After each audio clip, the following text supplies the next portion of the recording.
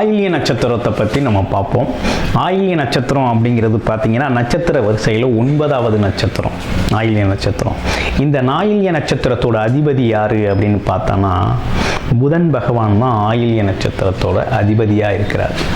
ஆயில்ய நட்சத்திரத்தோட மிகப்பெரிய சிறப்பு என்னன்னு கேட்டிங்கன்னா, ராமபிரானோட தம்பி லட்சுமணன் பிறந்த நட்சத்திரம் தான் ஆயில்ய நட்சத்திரம்.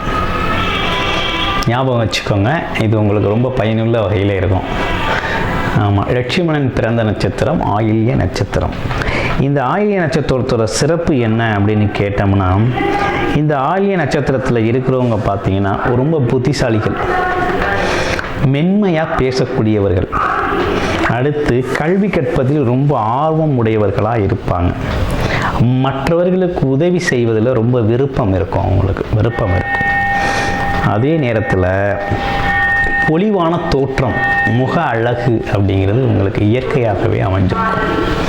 ஆமாம், எடுத்த காரியத்தை சாதிக்கிறதுல ரொம்ப திறமைசாலிகள், பிறர் மனதை புண்படுத்தாமல் பேசக்கூடியதில் ரொம்ப சாதுரியமான பேச்சுக்கு சொந்தக்காரர்கள். இவர்களை சுற்றி ஒரு கூட்டம் இருந்துக்கிட்டே இருக்கும், எப்போதுமே ஒரு கூட்டம் இருந்து கொண்டே இருக்கும். அது மட்டும் இல்லை, முரட்டுத்தனமானவரும் கூட, சில நேரங்களில் முரட்டுத்தனமாக இருக்கும். எழுத்துத்திறன் அப்படிங்கிறது இவங்களுக்கு ஸ்பெஷல், பல மொழிகள் தெரியும். ஆமாம், இசைக்கலையில் ரொம்ப ஆர்வம் உடையவர்களாக இருப்பாங்க. அதே போல் வாழ்க்கையில் எதிர்மறை சிந்தனைகளை இவங்க ஏற்றுக்கவே மாட்டாங்க. அடிக்கடி இயற்கை எழில் மிகுந்த இடங்களில் போய் வசிக்கணும்னு விருப்பப்படக்கூடியவர்கள். ஆமாம், ஒரு குறிப்பிட்ட காலத்தில், உரிய காலத்தில், சரியான நேரத்தில் இவங்க திருமணம் செஞ்சுருவாங்க. பருவ வயதிலேயே இவங்க திருமணம் செய்யக்கூடியவர்கள் அப்படின்னே சொல்லலாம். உடல் ஆரோக்கியத்தில் அக்கறை செலுத்தக்கூடியவர்கள் அப்படின்னே சொல்லணும். இன்னொன்று, மனைவியை இவர் நல்லா நேசிப்பார். கணவனாக மனைவியை நேசிப்பார், மனைவி என்றால் கணவனை நேசிக்கக்கூடிய அமைப்பு நன்றாகவே இருக்குது. ஆமாம், எதையுமே திட்டமிட்டு செய்யக்கூடியவர், எடுத்தோம் கவுத்தோம்னு செய்யாமல் திட்டமிட்டு சாதுரியமாக நேரம் காலம் பார்த்து கச்சிதமாக செய்யக்கூடியதில் ரொம்ப திறமை வாய்ந்தவர்களாக அந்த ஆயில்ய நட்சத்திரக்காரர்கள் இருக்கிறாங்க. அடுத்து விளையாட்டு போட்டிகளில் ரொம்ப ஜெயிக்கக்கூடியவர்கள். இன்னொரு மெயினான விஷயம் என்னென்னா, மெமிக்ரி பண்ணுறவர்கள் பார்த்தீங்கன்னா நிறைய பேர் ஆயில்ய நட்சத்திரக்காரருக்கு சொந்தக்காரர்களாக இருப்பாங்க. மெமிக்ரி பதவி செய்கிறவங்க இவங்களாம். இன்னொன்று, உயர் பதவிகள் வகிக்கிறதுல ஆயில்ய நட்சத்திரமும் பேங்கிங் செக்டார், மற்றபடி எழுத்துத்துறை, கணிதத்துறையில் இவங்க ரொம்ப உயர் பதவிகளில் இருக்கக்கூடிய வாய்ப்புகள் அதிகமாகவே இருக்குது. இவங்கக்கிட்ட பல மொழிகள் தெரியக்கூடிய விஷயம் இருக்குது. இன்னொன்று, சுபாவ முரண்பாடு, நேரத்திற்கு ஏற்றால் போல் இவங்களோட சுபாவம் மாறும், ஆனால் புத்திசாலியாக இருப்பாங்க. ஆமாம், நல்ல பேச்சுத்திறன் இவங்களுக்கு நல்லா இயல்பாகவே நன்றாக இருக்கும். இப்போ ஒவ்வொரு பாதத்துக்கும் எப்படி இருக்கும் அப்படிங்கிறத பார்ப்போம். ஆயில்யம் 1ஆம் பாதம் அப்படின்னா முதல் பாதத்தில் பிறந்தவர்கள் எப்படி இருப்பாங்க அப்படின்னு பார்த்தீங்கன்னா ரொம்ப திறமைசாலியாக இருப்பார். இன்னொன்று, எதையும் ரொம்ப சாதுரியமாக செயல்படுத்தக்கூடியவராக இருப்பார். பணம் சம்பாதிக்கிறதுல ரொம்ப தீவிரம் காட்டுவார் அப்படின்னே சொல்லணும்.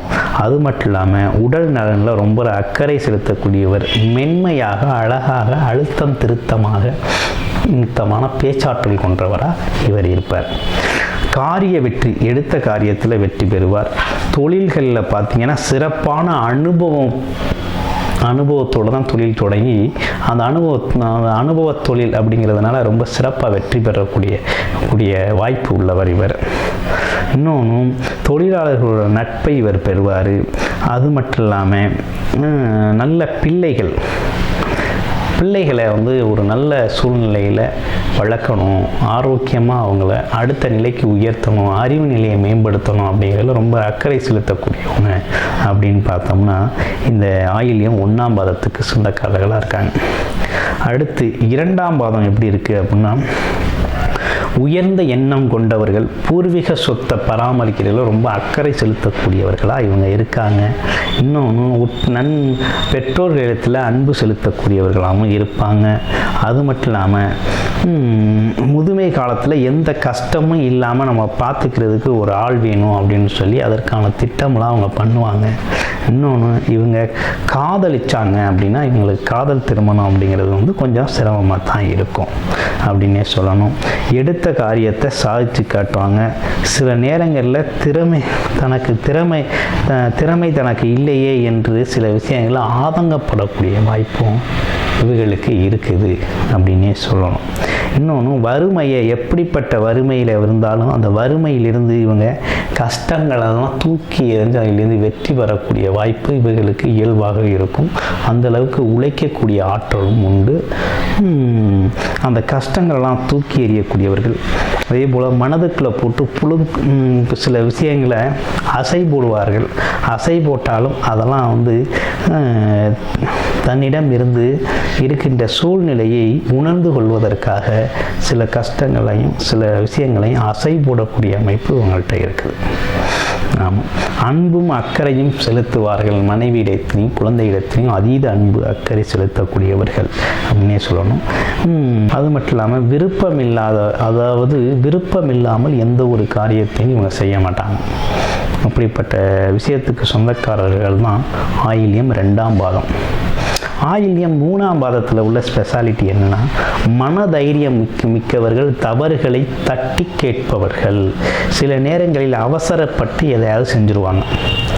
அது மட்டும் இல்லாமல் பிறர் மனம் வருத்தப்படுற மாதிரி ஏதாவது செஞ்சுட்டு திரும்ப அதை வெளிப்படையாக யதார்த்தமாக மன்னிப்பு கேட்கும் சுபாவமும் இவங்கள்ட்ட உண்டு அப்படின்னே சொல்லணும். ஆனாலும் தனக்குள்ள இருக்க சில விஷயங்களை, அதாவது அறிவு சார்ந்த விஷயங்களை வெளிக்காட்டிக்க மாட்டாங்க. இயல்பாகவே எல்லாரோடும் பழகக்கூடியவர்கள் அப்படின்னே சொல்லணும்.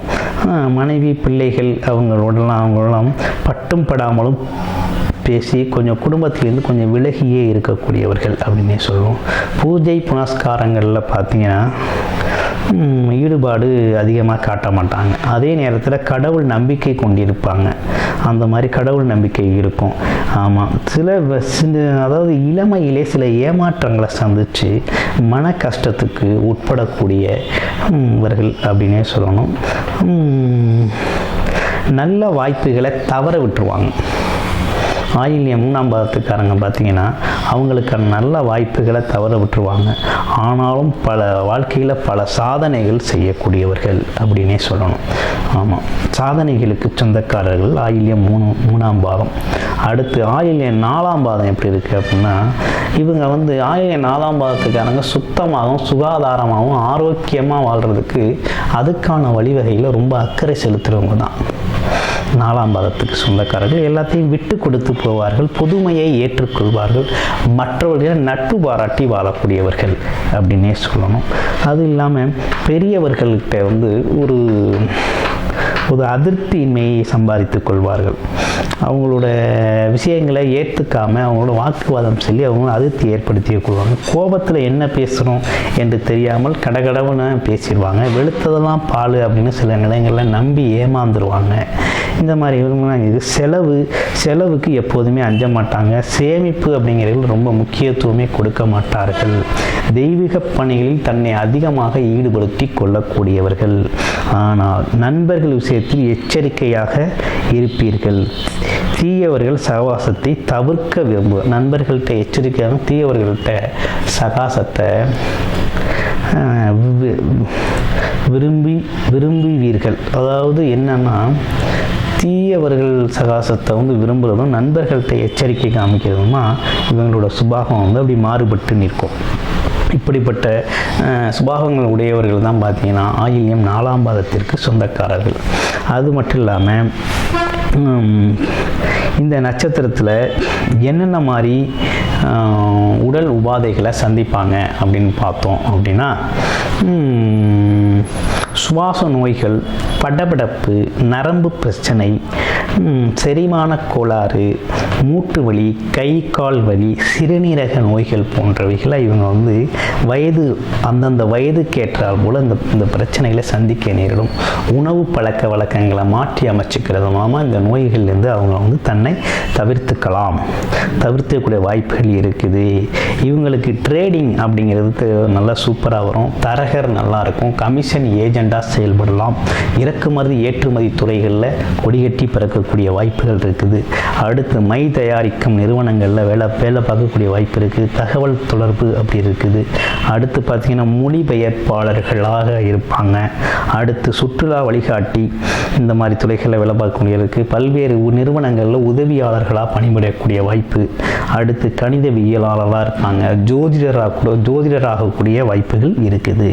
அடுத்து பொறியியல் ஆளக்கூடிய வாய்ப்பு இருக்குது. ஒப்பந்தக்காரர்களாக ஒப்பந்தக்காரர்களாக இருப்பாங்க. புத்தக கடை வச்சிருக்கக்கூடிய அமைப்பு இருக்குது.